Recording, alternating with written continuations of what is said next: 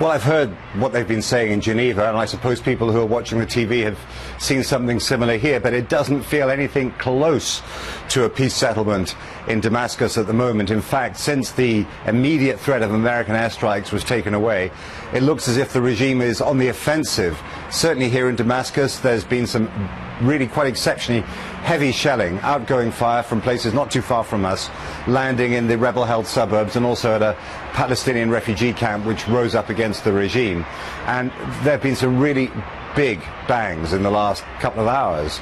And so it seems to me that the war here is continuing at its own pace. And who knows, perhaps those talks might be some kind of a springboard to a wider discussion.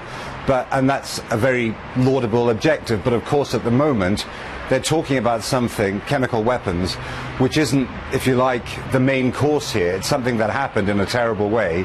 But what happens here on a daily basis is the use of conventional weapons. And that's how more than 100,000 people have been killed.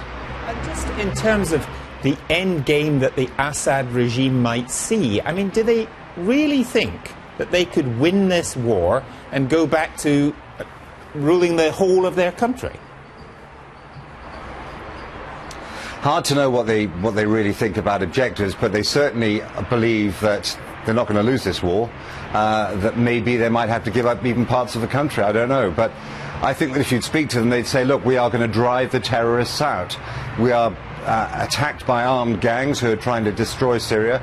We will win this war. We will drive them out with the help of the Syrian people. That's a mantra that they come up with a lot. I don't know what privately they think, but they are fighting hard. And what is very important to understand about President Assad and his regime, that he can still find people who are prepared to die for him and to fight for him, and that's after 2 years of war. I don't know if you heard quite a large explosion there. That's coming from behind me, and as it's getting quite dusky here in Damascus at the moment, you can't quite see it, but there's an awful lot of smoke in the sky over the city from fires started by shelling.